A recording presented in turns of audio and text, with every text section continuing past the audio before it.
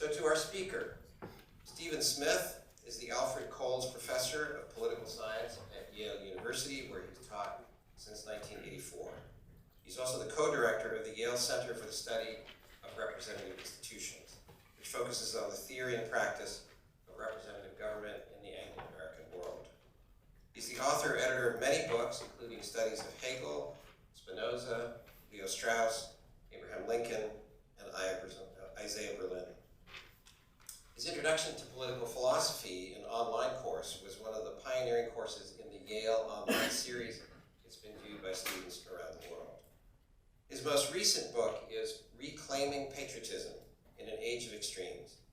The work ranges from political philosophy to the American founders to Abraham Lincoln, as it turns out to Bruce Springsteen as well, when asked a question of them.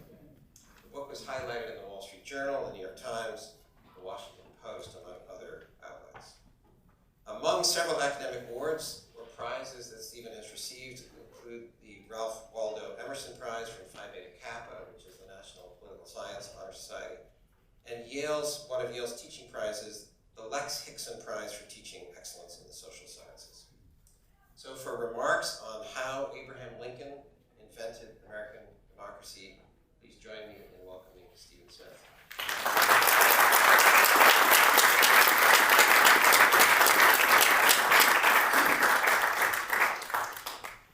Thank you, Paul, for those lovely remarks. I appreciate that. It's an honor to be here with you today.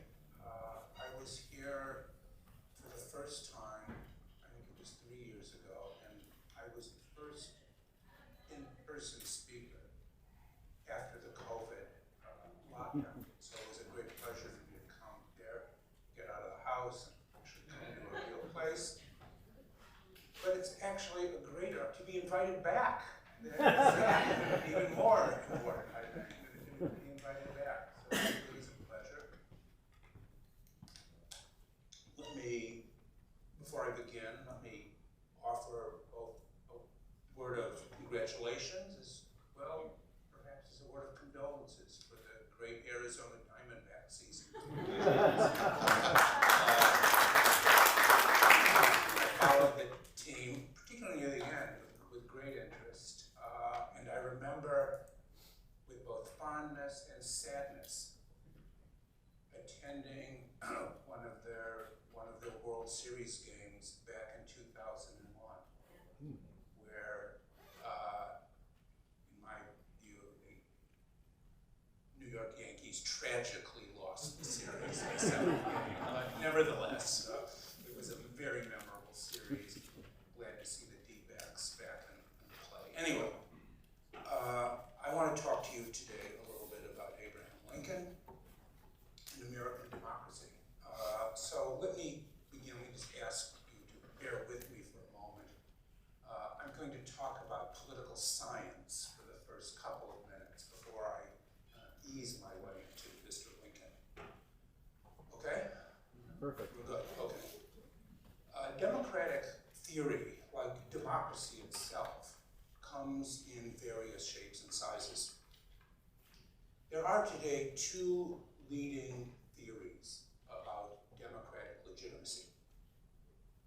There are what are often called realist theories that are been developed by thinkers like Joseph Schumpeter and my own former colleague Robert Dahl, who focus on the actual institutions of democratic life, things like voting, competitive elections, and political parties. They regard these as not only the necessary, but also the sufficient condition for democratic societies. And then there are what can be called idealist theories of democracy that typically draw inspiration from Jean-Jacques Rousseau, who focused on ways of enhancing citizen participation in deliberation and decision-making. A fully engaged citizenry, Rousseau believed, was a requirement for any theory of democratic legitimacy. Each of these theories captures a part, but I want to argue only a part of the truth. Realists correctly draw on actual practices of democratic societies. But they are often indifferent to the way that these societies are preserved and maintained over time. Institutions are not self-sustaining. Democratic institutions require democratic citizens who are trained and educated in the practices of a democratic way of life. Without the proper inculcation of democratic values, things like tolerance, fair play, a willingness to compromise, open-mindedness, concern for truth, without those values, democracies are prone to degeneration and decay over time. And furthermore, we have seen the way in places like Turkey or Hungary, how with the rise of what are sometimes called illiberal democracies, how they are able to maintain a patina of embracing competitive elections and political parties, but in fact tilted the playing field in such a way that the outcomes are generally predetermined. Idealist theories are prone to the opposite deficiency, drawing on experiments and preference aggregation, largely taken from economics. Such theories display a naive faith in what is sometimes called the wisdom of the crowd as a means for arriving at the common good. Deliberative Democrats often ignore the darker passions like envy, resentment, hatred, and other negative dispositions that motivate human behavior. They treat politics as if it were a debate society or a college seminar where the force of the unforced argument, in the words of Jürgen Habermas, is supposed to win the day, but fail to recognize that what is deemed the better argument by some may equally be a cause of further contestation and debate by others. What's more, such theories are often indifferent to the needs for leadership and authority. To be sure, democracy is about deliberation and debate, but it is also about command, authority, and habituation. Neither of these views pays sufficient attention to the actual founding of democratic societies. And how regimes are founded, I believe, will determine, at least in part, whether they will survive. There have been many foundings in history, but relatively few have stood the test of time. This is because successful foundings require far-seeing statesmen possessed of qualities like vision, strength, wisdom, courage, and magnanimity. These qualities define the greatest statesmen, the fathers of the Constitution, as it were, that help to establish the permanent framework within which the right handling of changing situations can take place by their successors. But just as important as institution building, the statesman's art consists in the creation of language and the deployment of ideals by which people understand themselves. If Shelley was right when he said that the poets are the unacknowledged legislators of mankind, it is the statesmen who are the legislators of particular peoples. Statecraft requires the gift of rhetoric, an art that is largely neglected by modern political science and remains a singular cause for the debasement of contemporary political discourse. The statesman must be, above all, a great communicator, to use a term that was once applied to Ronald Reagan. A great communicator capable of educating the public mind through the selective use of symbols and stories. In his recent book, Leadership, Henry Kissinger has commented on the importance of what he has called deep literacy as a background condition for successful statecraft. And this only comes with the experience of careful reading. Now, we get into Lincoln. Nowhere was this example of deep reading given more profound expression than in Lincoln's Gettysburg Address, which you have before you. Here, Lincoln made the Declaration of Independence, and in particular, its equality principle, the centerpiece of his speech, proving himself to be a master reader of the text.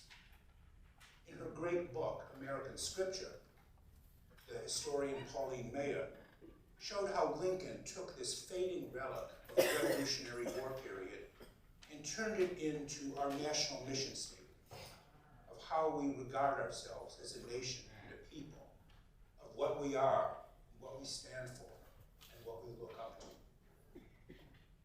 Lincoln's performance at Gettysburg is usually set out in contrast to Edward Everett, who was, in fact, the main speaker of the day.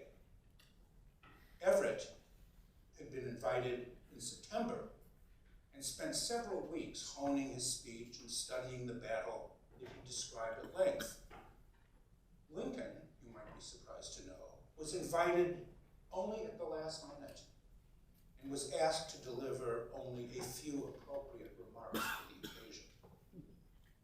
Everett's speech lasted for over 2 hours, and it is reprinted in Gary Wills's excellent book, Lincoln at Gettysburg. While Lincoln's speech consisted of 10 sentences that took just under 3 minutes to deliver. It is an urban legend that Lincoln's speech was written on the back of an envelope on the train journey up to Gettysburg. This is false, but as the saying goes, when the legend becomes fact, you print the legend. Lincoln continued to hone his speech during the trip, but we know that he took extraordinary care in crafting his speeches, and this one in particular. Lincoln rarely left the White House during the war, and given that the trip from Washington to Gettysburg was not an easy one and involved various transfers, it even required him to leave the day before, we can infer that this was a speech Lincoln very much wanted to give. It was not going to be a casual occasion, but would mark a decisive moment. It was the speech in some way that he had been working on for most of his adult life. The Gettysburg Address is the most famous funeral oration ever given, at least the equal of, if not superior to, Pericles' great funeral oration, recounted in Thucydides. And it used to be a kind of standard essay classes to compare the two and prove that Lincoln's was better, but no. Both of these speeches use the occasion of a solemn state funeral to provide a tribute to their respective democracies.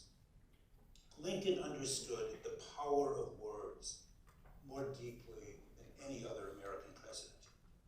Nobel Prize winner Saul Bellow once called him our greatest prose stylist. When Lincoln said, "The world will little note nor long remember what we say here, but it can never forget what they did here," he was clearly engaged in a piece of willful deception. We remember Gettysburg today precisely because of Lincoln's address. We often say that deeds speak louder than words, but Lincoln well knew that without the power of words, deeds are quickly forgotten. Herodotus, sometimes called the father of history, remarked that he was setting forth his account so that, as he said, time may not draw the color from what man has brought into being. And like Herodotus, Lincoln understood that language alone has the power to confer immortality. It is a people's collective memory that make a people and a nation. There is scarcely a word about the actual battle in the Gettysburg Address. It is a speech about the meaning of equality and the purpose for which the war has been waged. In just 272 words, Lincoln, I want to argue, created American democracy. So how did he do that?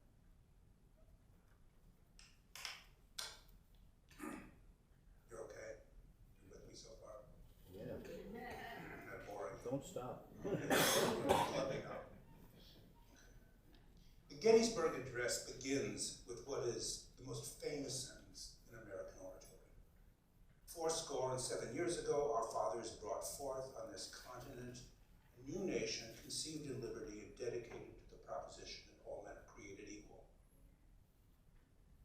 What was Lincoln doing in that sentence? The outset of the speech concerns the moment of political founding. Do the math. Lincoln fixes the date at 1776, 87 years before, the year of the Declaration of Independence, not 1787, the year of the ratification of the Constitution. This is a point he had made on several occasions, but most memorably on the occasion of the centennial of Jefferson's birth in 1859. And I have that passage included on the handout for you to see. Let me just read Lincoln on Jefferson. All honor to Jefferson, he says, to the man who, in the concrete pressure of the struggle for national independence by a single people, had the coolness, forecast, and capacity to introduce into a merely revolutionary document an abstract truth applicable to all men and all times, and so to embalm it there, that today and in all coming days it shall be a rebuke and stumbling block to the very harbingers of reappearing tyranny and oppression. But at Gettysburg, Lincoln sought to endow what Jefferson called, or what he had called, a merely revolutionary document, an expression clearly intended to shock. He endows it with a sacred history. His language, 7 years ago, is deliberately biblical and archaic. It is drawn from Psalm 90. The days of our years are 80 years and 10. This attempt to endow the founding with a sacred beginning indicates Lincoln's departure from Jefferson. The Declaration was Lockean and Whiggish in tone, in its doctrines of natural rights, government by consent, and the right of rebellion. It presupposed an Enlightenment psychology that peoples, like individuals, act rationally in pursuit of their goals, which are power, status, and economic goods. Governments are created to defend these rights and may be overthrown when they fail to do so. But Lincoln's language is less Whiggish and contractual than it is organicist and developmental. The biological images of birth, growth, and maturation suffuse the speech. The nation was brought forth and conceived. The image of conception is an obstetric metaphor, suggesting not the language of the social contract that requires reflection and choice, but of something that grows and develops out of its own immanent principles. Lincoln does not call the country a union, suggesting, again, a social contract based on freely consenting agents, but uses the more organic term nation to suggest a collective enterprise. A nation is not something that can be created by an act of will, but is something that needs to grow over time. His reference to this continent, that is to say the land and the soil, further suggests the organic quality of the nation. The same holds true for what follows. The Declaration had made its case for independence by appealing, you might remember, to the laws of nature, nature's God.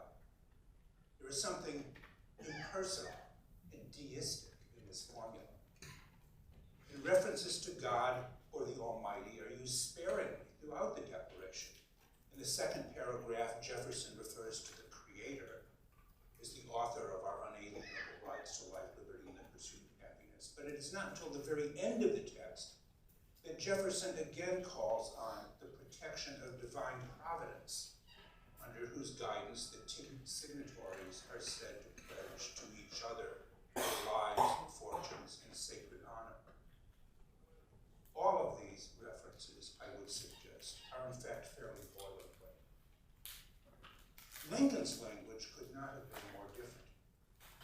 He refers not to the impersonal laws of nature and nature's God, but to our fathers, reminding us of the biblical patriarchs who brought forth and conceived a new nation. The image of Moses and Jesus immediately come to mind. The language of conception, birth, and new birth runs throughout the speech.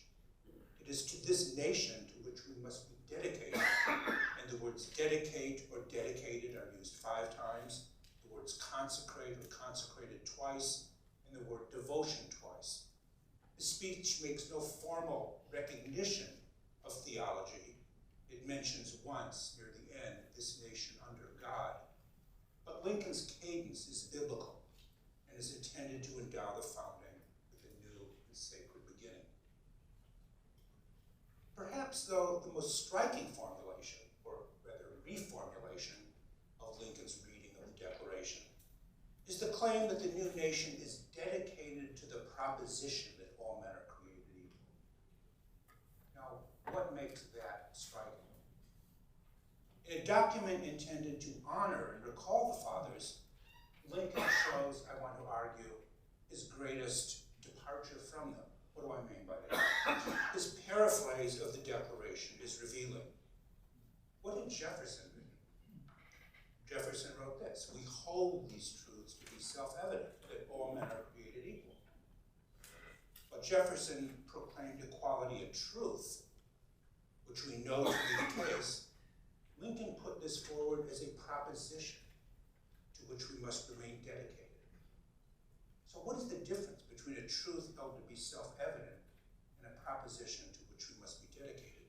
The language, the Jeffersonian language of self-evidence, comes from mathematics, or more precisely from Euclid's elements. It is what the logical positivists of the mid-20th century referred to as an analytical truth of the kind found in mathematics or formal logic. A self-evident truth is a statement judged true by definition of the terms. All unmarried men are bachelors. A self-evident truth. It takes the form if A, then B. A truth that is to say independent social context, language, or history, but deemed true simply in terms of reason and logic alone. Jefferson believed that human equality was a truth of this kind. To know what it means to be a human being is to know that human beings are equal in a way that does not hold between human beings and horses or dogs or any other species. We are equal by nature of the terms involved. But to call equality a proposition, as Lincoln does, is something quite different. Propositions are statements that require verification. A proposition suggests a certain indeterminacy, something that has yet to be established. While Jefferson called equality a possession, we hold these truths to be self-evident, Lincoln's proposition is something to which we must be dedicated if it is either to be proved or disproved. No one needs to be dedicated to the Pythagorean theorem to know that the three angles of a triangle equal 180 degrees. It is true no matter what we may believe or what language we speak. But this is not the case with a term like equality, at least for Lincoln. It depends on our degree of belief in or commitment to its truth. The term proposition carries an almost existential quality to it that requires faith and dedication. It must undergo a trial by fire before its truth can be recognized. It seems close to what William James's description of truth as an event, something that happens or that we make to happen in the world. Lincoln offers no guarantee whether the proposition that all men are created equal will be proven true. It will depend entirely on us, on our dedication to it, to make it so. So this brings me to the second sentence of the address. And I promise I'm not going to parse every sentence. The second sentence is a short one. Now we are engaged in a great civil war, testing whether that nation or any nation so conceived and so dedicated can long endure. Lincoln here presents the war as a test, as a great experiment. But like any test, we cannot know in advance what the result will be. But what is the war a test of? Among other things, it is a test of ourselves as a nation, not a union, but a nation that transcends North and South, section or locality. It is a test of whether a free people, a sovereign people, and not an aggregate of states, can preserve itself against the threat of disunion. It is a test that he believed will prove transformative, suggesting qualities of endurance, sacrifice, and struggle.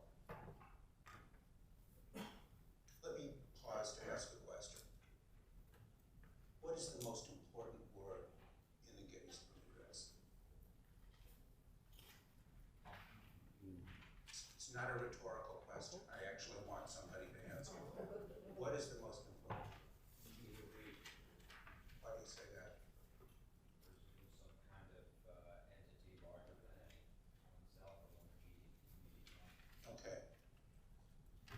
I'm really disappointed because that is the correct answer. You ruined you ruined it. Okay, but that is the truth. At least that is my argument.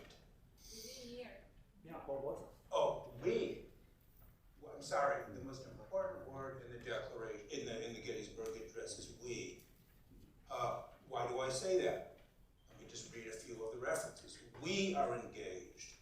We are met on a great battlefield. We have come to dedicate. We cannot dedicate. We cannot consecrate. We cannot ally. It is rather for us, the great task remaining before us. We here highly resolve. The question is, who is the we to whom Lincoln repeatedly refers? And I would say your observation is uncommonly canny because hardly anybody ever said that.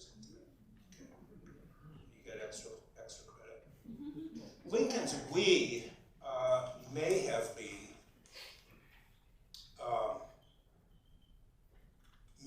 been intended to remind his audience of the famous preamble of the Constitution, "We the people." But perhaps he was also referring back to a statement from a 4th of July message to Congress where he described the war as a people's contest. Without a sense of peoplehood, of shared national identity, democratic government is not possible, although this is a problem that had been too often ignored. It has been common instead, often at least, to think of Lincoln primarily as a theorist of natural rights and consent as the foundation of government, as would have been found in the philosophy of John Locke. This seems consistent with the Declaration that begins with an enumeration of certain individual rights to life, liberty, and the pursuit of happiness, but says nothing about the right of the citizen as a member of a sovereign people. There has even been a tendency to downplay the importance of democracy in the Declaration, partly because of democracy's association with the Jacksonian doctrine of popular sovereignty. I'll return to that a little bit later. It was at Gettysburg that Lincoln transformed the first person singular into the first person plural. It is not I, but we who are engaged in the struggle to preserve democracy. We are part of a collective now. From now on, Lincoln appears to be saying, it will no longer be possible to think of government simply as a contract between states or even between individuals, but as a nation composed of a people with a common sense of moral purpose, without which democratic government would be impossible. Lincoln's address is an exercise in nation building, rooted in a shared way of life and a common destiny. And it was at this moment that America became not a collection of states, but a people. Something that had been announced in 1787, but only achieved reality at perhaps 1963. The third paragraph of the speech, skip a little bit, contains the longest sentence of the address, nearly, in fact, 1/3 of the length of the whole. It is also an incredibly dense and complex sentence, which reads in full as follows. We read, it is rather for us, and us to be here dedicated to the great task remaining before us, that from these honored dead we take increased devotion to that cause for which they gave their last full measure of devotion, that we here highly resolve that these dead shall not have died in vain, that this nation under God shall have a new birth of freedom, and the government of the people, by the people, and for the people,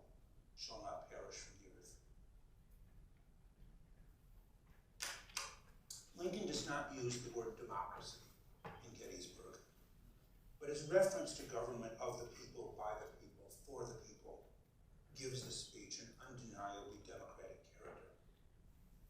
His goal was not simply to defend the Union and the Constitution, but to enhance a democratic way of life.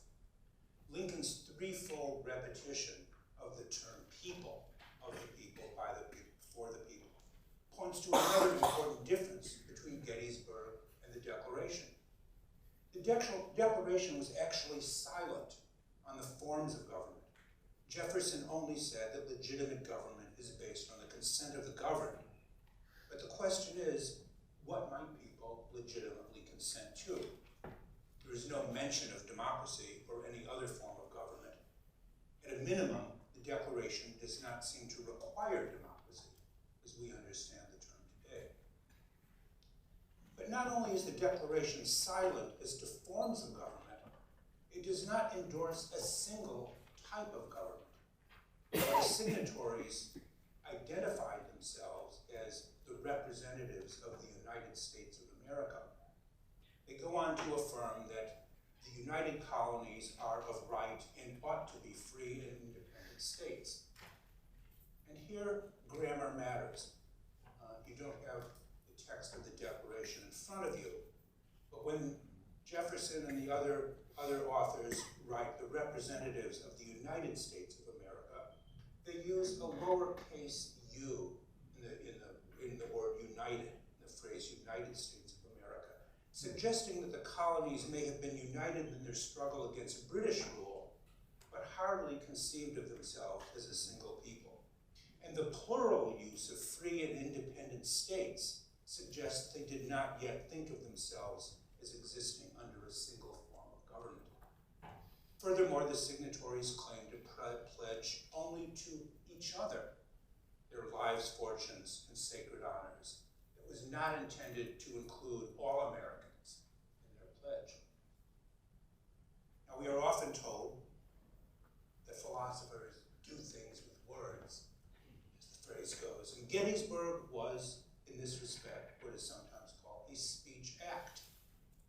It was also an extraordinary piece of linguistic appropriation. At the core of the text is an attempt to recapture the word people. The language of democracy had previously been regarded the property of the Democratic Party, that is to say, the party of Andrew Jackson and his heir apparent, Stephen A. Douglas. Douglas was the great defender of popular sovereignty, or pop-sov, as Lincoln derided it in their debates. For Douglas, democracy meant a simple form of majority rule. Whatever a majority of the people of a state or territory, and by majority he meant whatever the free white males of that territory wanted, was regarded by him as a source of legitimacy. This was the basis of his claim of what he called indifference to the future of slavery. If a state or territory wanted to vote slavery in or out, either choice was equally legitimate in his view, so long as it expressed the majority will. It was, you might say, a kind of debased form of Rousseau's idea of the general will. The unique achievement of Lincoln's speech was to rescue democracy from this kind of crude majoritarianism and give it a new and purified meaning. He took a page from his rivals and attempted to appropriate it for his own purposes. Henceforth, a democracy that was worthy of the name would not simply be what a majority agreed to, but a majority constrained by a prior commitment to the principle of equality. To use a passage which is also on our handout, Lincoln wrote in a famous statement, "As I would not be a slave, so I would not be a master." This expresses my idea of democracy. Whatever differs from this, to the extent of this difference, is no democracy. Lincoln had a powerful sense that slavery and democracy could not continue to coexist, that slavery bred attitudes of servility and resentment on the part of the enslaved, and attitudes of domination and entitlement on the part of the enslavers. Both dispositions, he believed, were incompatible with a free people. A democracy worthy of the name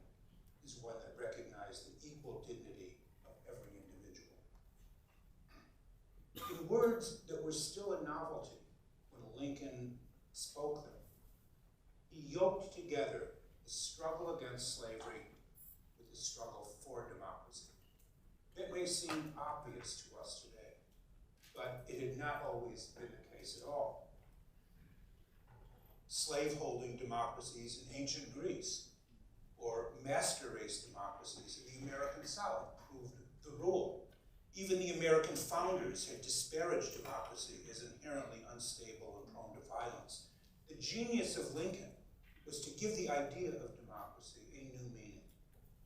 From now on, democracy would be tied to the struggle against slavery and coercion of all sorts, including, by the way, various forms of economic coercion.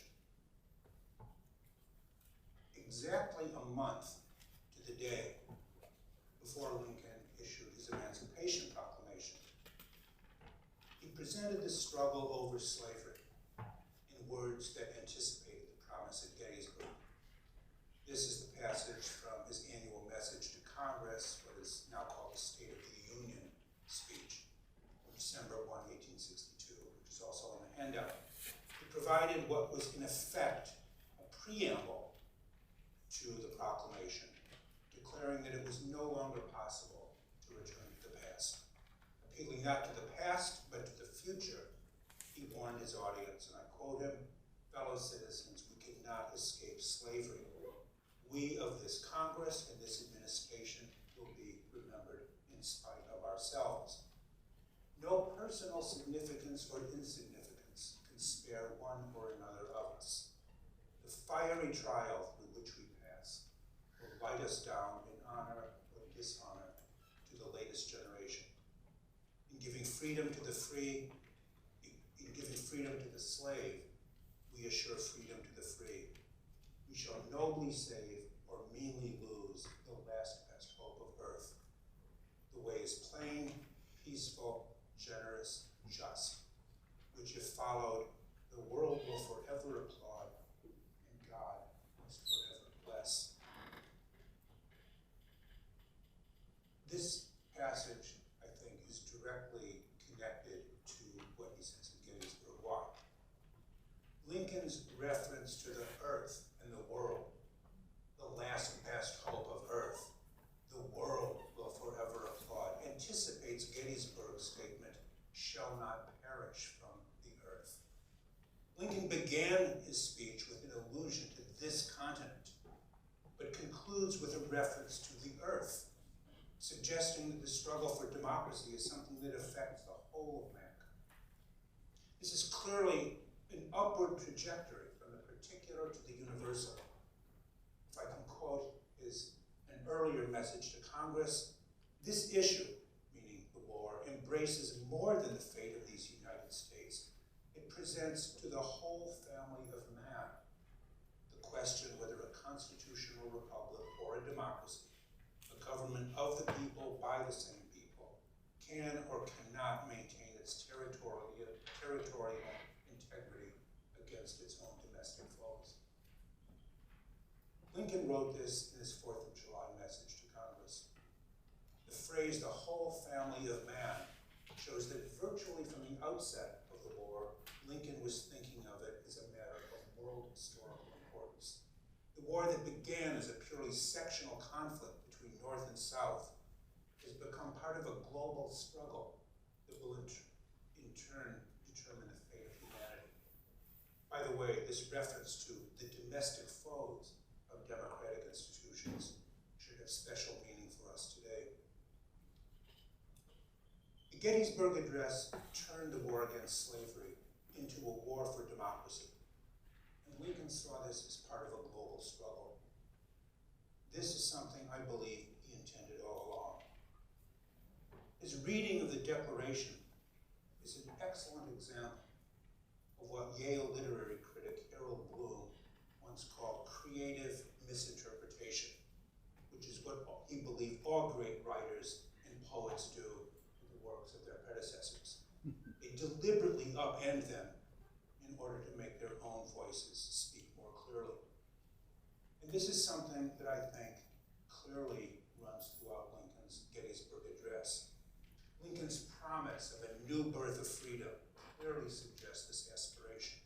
The new birth would be an attempt to endow democracy with a new beginning, rooted in the respect for the dignity of the individual. His talk of conception, dedication, rebirth gave to democracy the almost sacred meaning that we attribute to it today. When we speak of democracy today, we do so in the language created by Lincoln. And it was in this sense, I think I can argue, that Lincoln created American democracy. Thank you very much.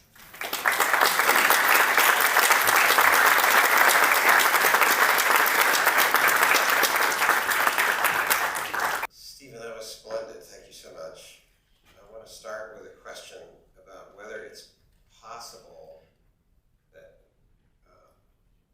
Lincoln means to be fair to the whole of the American founding by drawing out from the Declaration what perhaps the Declaration didn't say. So I'm thinking of for those of us who carry our pocket constitutions with us into the shower and anywhere else. I mean, you quoted the last phrase, this extraordinary phrase, but clarified that the signers commit only to each other, right? For the support of this declaration, with a firm reliance on the protection of divine providence, we mutually pledge to each other our lives, our fortunes, our sacred honor. So in a way, the nation calls for everyone to be committed to each other, this ethical principle. It's worth dying. They're saying it's worth dying over the idea that all men are created equal and there are these natural rights, but that Lincoln can take there's a kind of biblical spirit in that, sacred honor, and there are references to a divinity, but that after a century of testing, or that the biblical part will have to be more fully blended with the Enlightenment rational part, and there'll have to be a mutual commitment universally to all human beings having equality. So it's not Lincoln being unfair to the founding as a whole. He's trying to make sense of the human beings, the political civic culture that could have given rise to the Declaration, and now we must say, many decades later, we have to be more explicitly committed to the civic, cultural, political reality. I mean, Is that fair? That's fair. Certainly that's fair. It's a good reading of Lincoln's, this is a good reading of Lincoln's reading of the Declaration and the founding text. I took it a little differently when they referred to we pledge to each other. I took it to be a far more exclusive statement. We're not speaking for everybody. It's just we, the signers, are doing this. There's, maybe not surprisingly, an aristocratic character to that statement in many ways. The reference to honor and so on. These seem to be, this often thought of as kind of an aristocratic virtue. And the founders, that would in many ways be in keeping with some of their Roman sensibilities in certain respects. So I do want to say maybe Lincoln is drawing what is implicit, but only kind of merely implicit there. But he certainly goes much further than they do in embracing the we, the collective we, the people. And even though Jefferson, they use the biblical language, I would suggest they do it sparingly and rather, the laws of nature is a rather cool, embrace of religion. Lincoln, as we know, especially in the light of the second inaugural too, 77 years, the cadence, the rhetoric, has a far more biblical resonance to it, which I think is not just a refinement of what they did, but in many ways it indicates a very different sensibility that he brings to politics, he brings to democracy. The founders had a kind of, again, they had a kind of cool, aristocratic, rationalist, reserved speaks much more to the people in that way, making this our collective struggle and the task before us. So I don't know. It does seem different in important ways to me.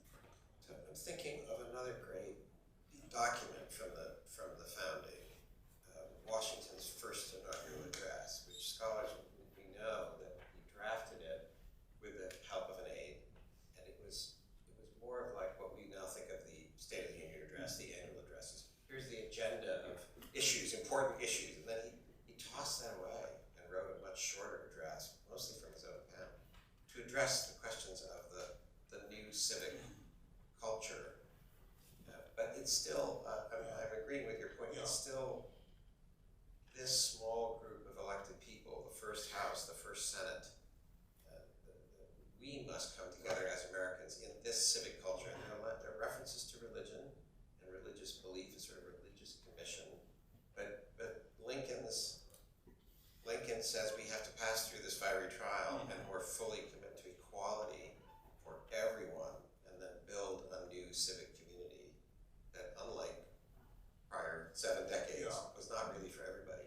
Now it has to be for everybody. I mean, the fiery trial, that is one of my favorite, most powerful sentences in all of Lincoln's speeches anywhere. I mean, the tone is redemptive, as is the new birth of freedom. I mean, there is a redemptive quality to it. The new birth suggests, I hate to put it this way, that there was something defective in the old birth. The old birth didn't quite get it right. And of course that had to do with slavery, a problem that the founders had thought is not as common in that period. The slavery issue kind of perhaps worked itself out and disappeared over time. And in fact, the opposite, resulted. It became far more firmly entrenched and further expanded.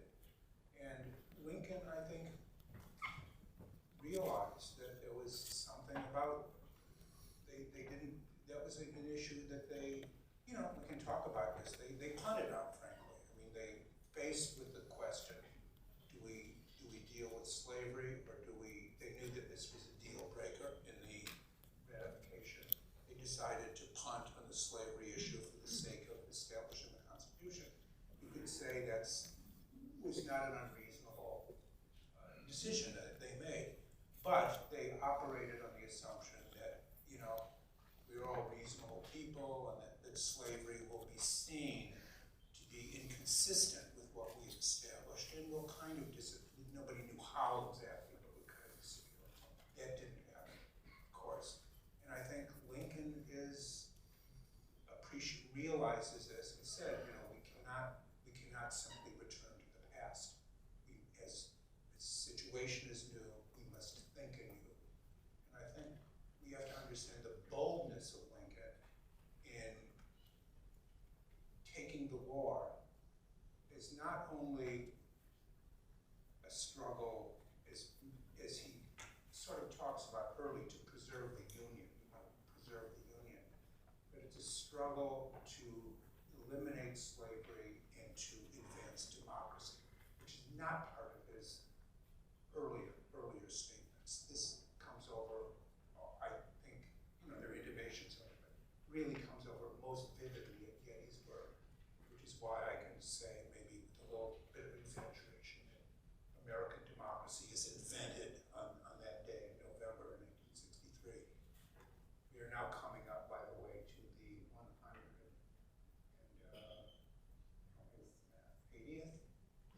80th anniversary. No, 160th anniversary. Later this month. You mentioned the striking image of Lincoln as a great reader. The Declaration is a great text. He's a great reader. So that leads me to ask a question that, as I mentioned, your 2021 book on claiming patriotism makes the argument that America deserves patriotic loyalty and affection, but in this distinctively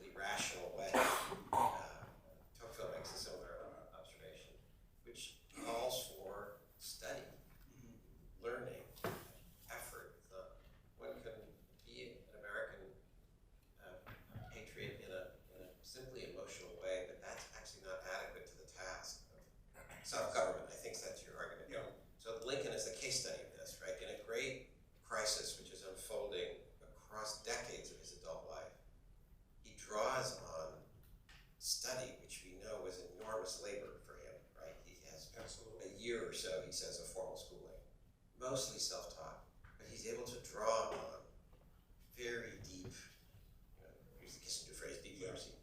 And so just talk a little bit about that. These phrases are not coming, all of these phrases are not coming simply from the Declaration. Right. All these phrases are coming from a range of great works that he's studying, and then in the moment of trial, he's able to use these ideas and words for the new work. He's not simply just, recapitulating. Sure. He's doing new work, but drawing on the study of these great texts. That's absolutely right. And, what we show, Lincoln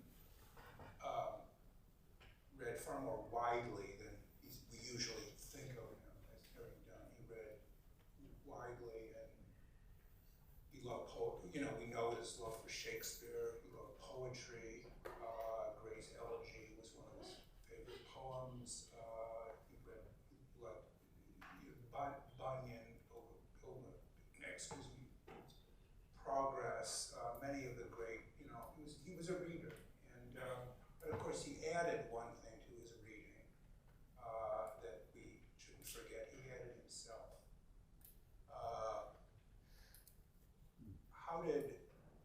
I always struck that Saul Bellow, one of my favorite novelists, said of Lincoln, greatest prose stylist. How did a man, maybe he's, it sounds good to me.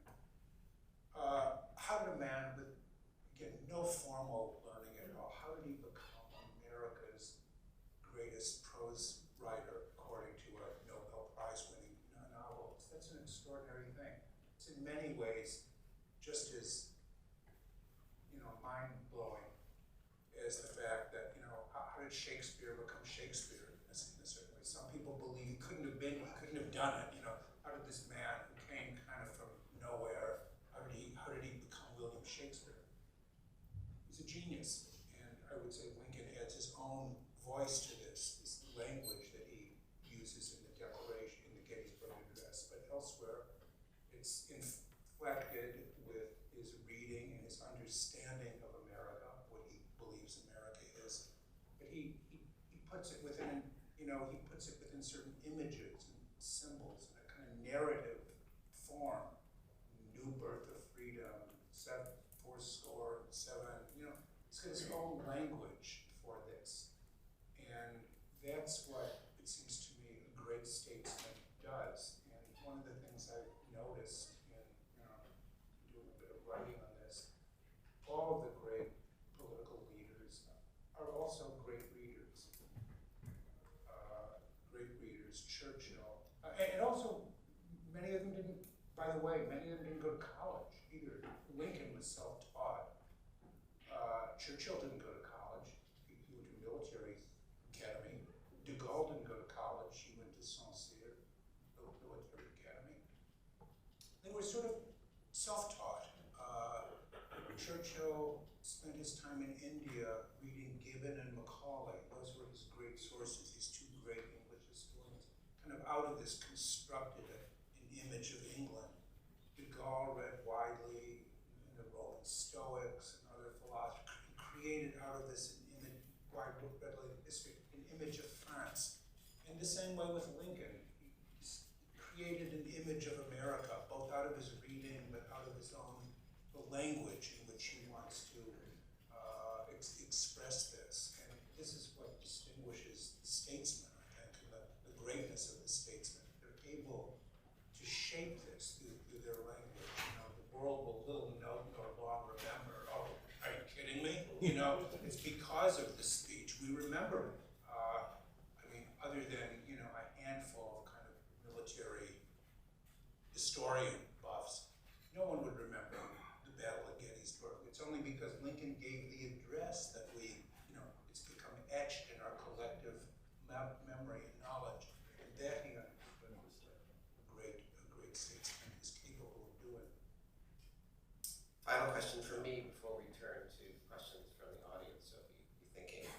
I'll put aside the temptation to ask a question, maybe someone from the audience will, about this reference to the global or universal meaning of all this. But instead, we are coming up on a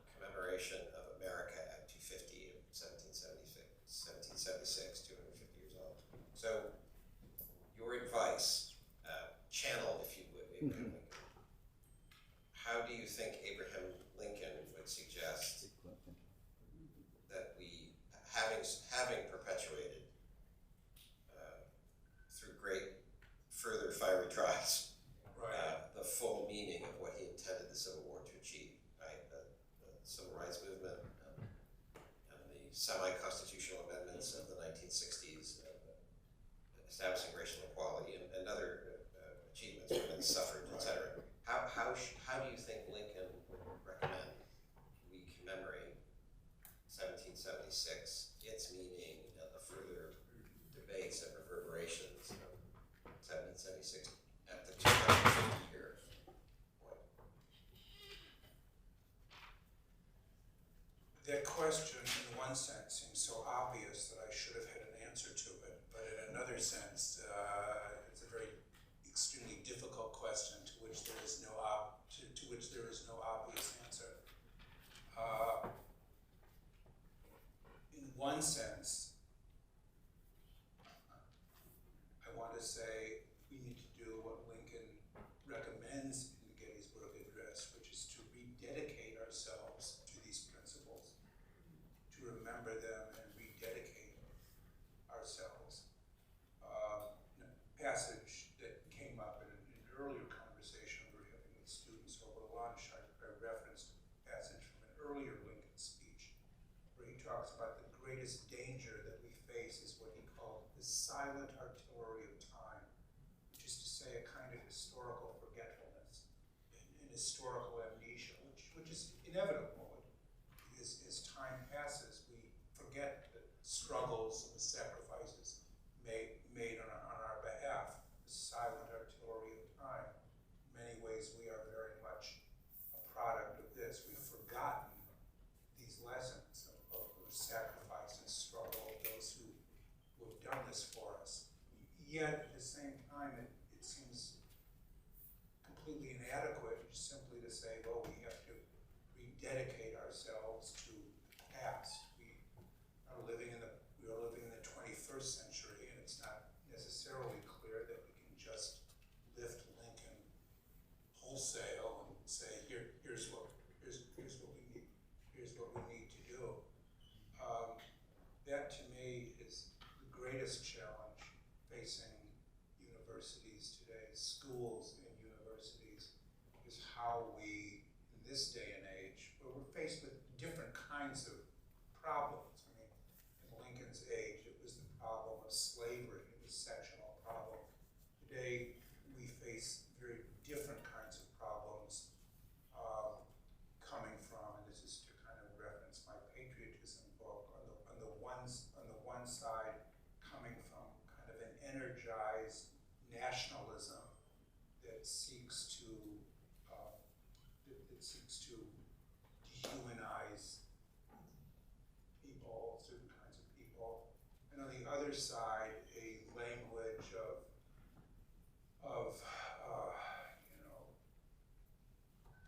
post-colonial domination that also is demeaning, dehumanizing in certain ways. And those are our struggles today, and struggles that neither the founders nor Lincoln have prepared us or could have imagined we would be faced with. But I think we can keep him in mind and how earlier generations coped with great crises, and we can hope that we're up to the task today. But I can only say we can hope, because I'm not positive that we are. It's maybe a bit of a downer, but that's what I am. Thank you. Okay. So now we have time for questions from the audience. Representative PBS will set a microphone. You can see it there in the middle aisle. Please ask a question rather than make a statement, and please do be brief. So, all right.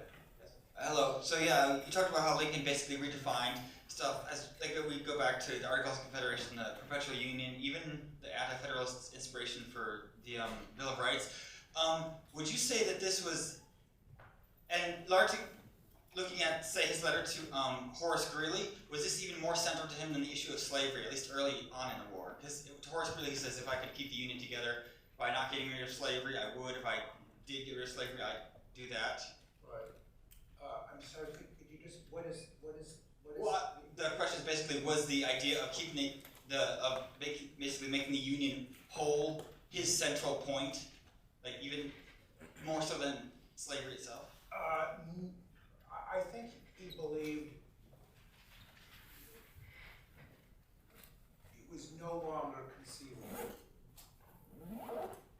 to think of the nation or the Union as continuing as it had been, half slave and half free before.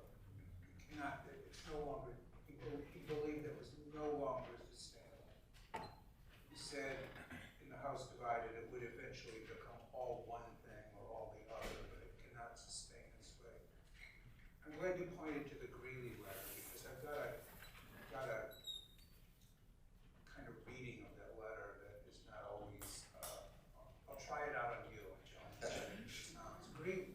Lincoln gives three possibilities, if I remember correctly. He said, if I could, what does he say? His purpose, he said, was to save the Union.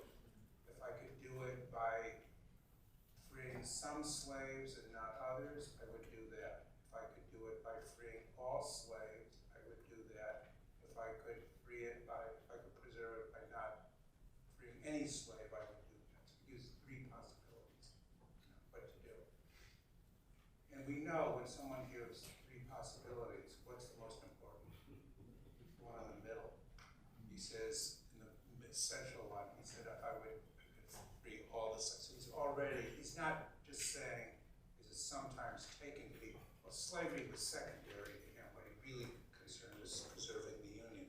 No, not at all. That second proposition tells us that what was foremost in his mind is a Union that abolished slavery. It was no longer possible. The other two are just kind of window dressing that he's using. He hadn't issued the Emancipation Proclamation yet. This was still coming up. So he didn't want to show his hand entirely, but I'm suggesting to a careful reader of that Greeley letter, he sort of does surreptitiously show his hand.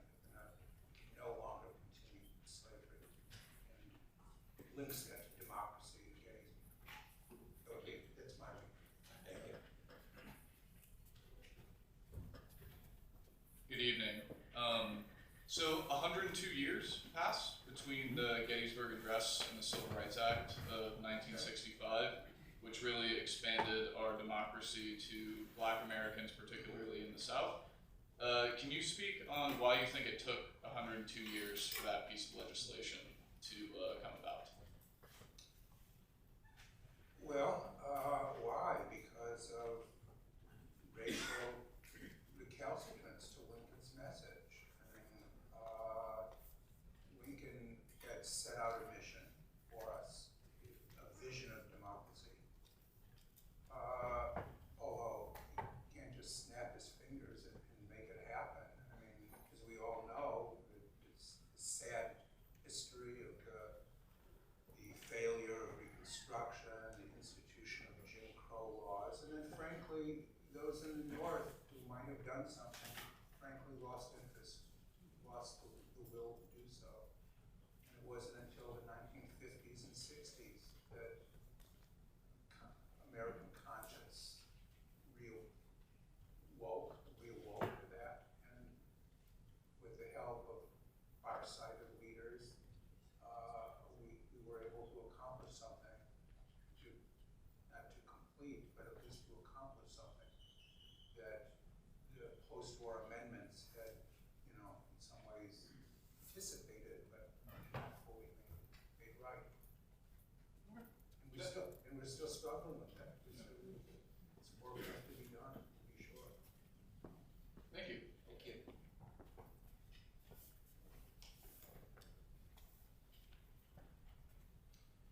Professor Smith, thank you so much for that very, very discerning talk. I'm still digesting quite much of what you said, and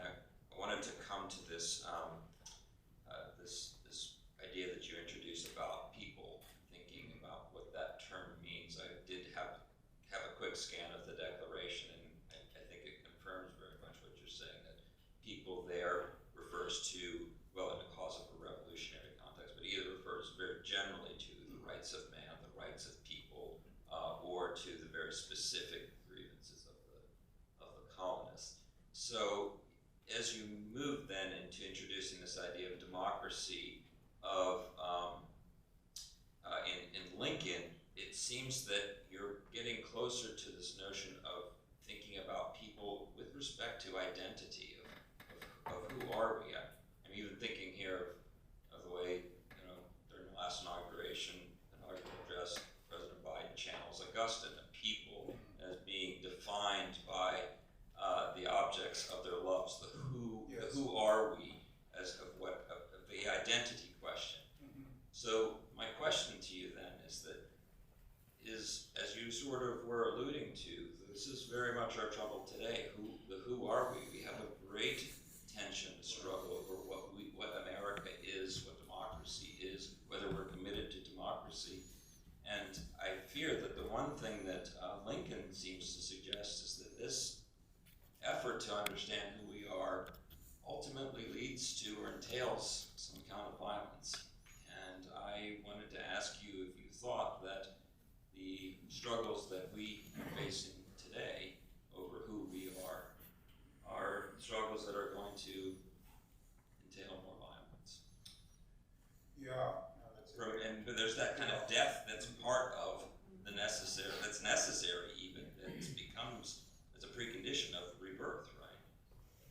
That's, you raise a powerful question about that, and I do think Lincoln saw in Gettysburg and elsewhere that, of course, they were in the middle of a war, to be sure, but he did see that this was a crucible, fiery trial through which we passed. I mean, the language there is almost 17th century, Puritan language. We are the redemptive power of struggle and violence can change people and will be perhaps even necessary to emerge out of this. And I think that's very real in Lincoln's speech. We hear him use that language occasionally. He doesn't revel in it, but occasionally. I mean, I think of the famous statement from the Peoria speech about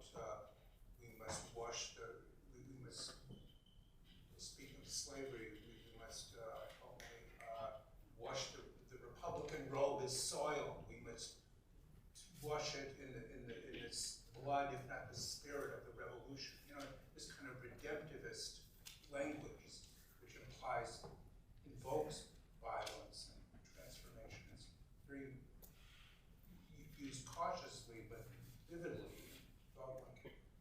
I don't know where we are now. I hope we don't have to. I hope we don't have another fiery trial of the kind that he experienced. But you're definitely right, pointing to the way in which this language of this religious language, redemptivist language, is very powerful throughout, and kind of and scary. That's scary. That way Lincoln does invoke it. Thank you very much. I have time for one more question. We don't have anyone at the microphone, so I'm going to jump in.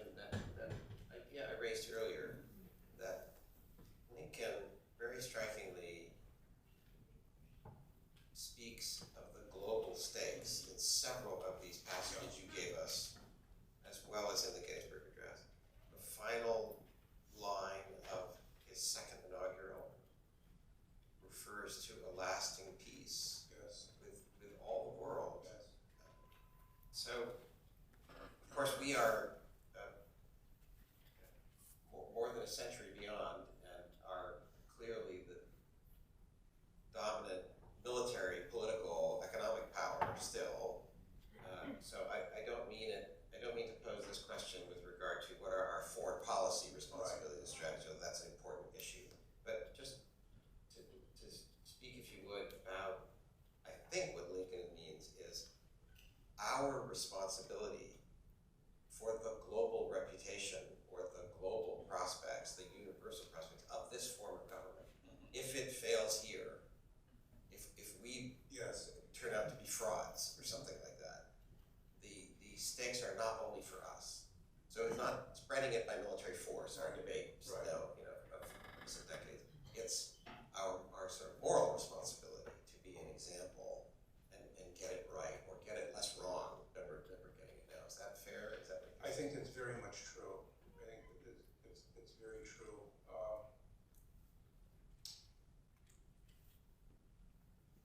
The only statement where I think Lincoln suggests that we have some kind of responsibility to spread democracy almost in some kind of neoconservative vein is in a sentence which I'm not going to attempt to quote at the moment from his congressional speech on the Mexican War. okay? There's a line in there, a very powerful line where he talks about this. But no, I think that's right. We are in that way to serve as an example. And if it fails here, if the lights go dim here, that will mean that that will mean very bad for democracy elsewhere.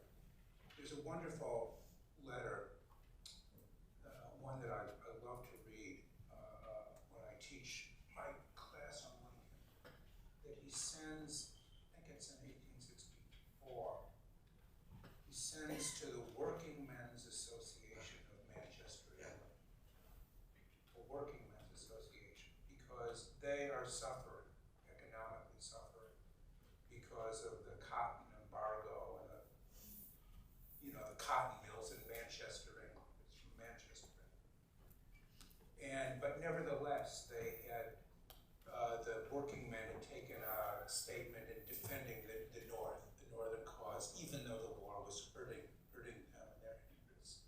And Lincoln writes them a letter and tells them, thanking them for their support. He said he knows that the attempt to destroy democracy would meet favor, he said, with the crowned heads of Europe.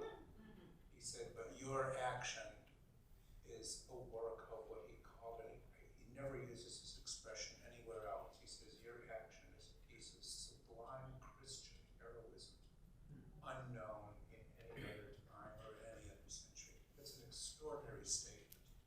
And it also shows the kind of global reach of what he knew was at stake in the war, that he hoped would, again, and was, he thought, taking,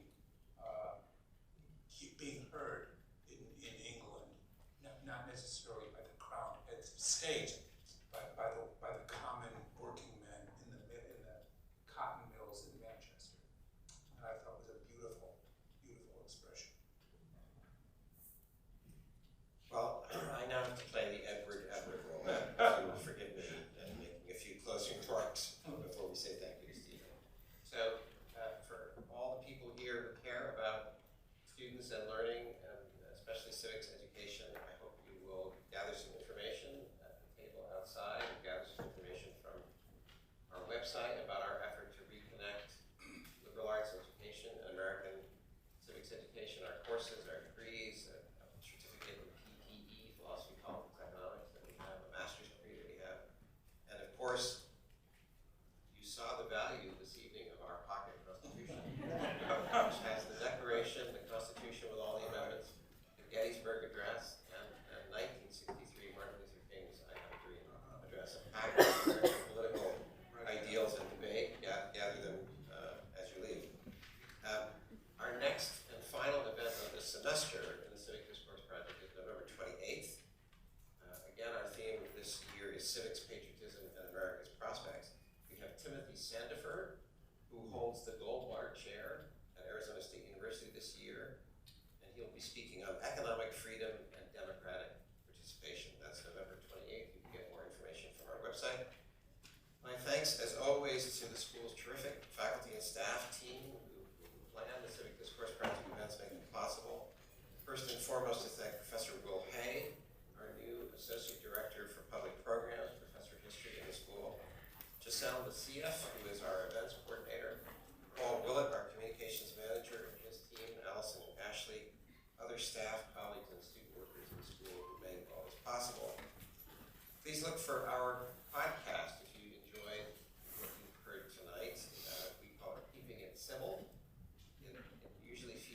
extended interviews with the guests we've had in the Civic Discourse Project, hosted by Henry Thompson, a faculty member, our colleague and friend in the School of Politics and Global Studies. And with that, please do stay and enjoy further conversation or the reception in the lobby.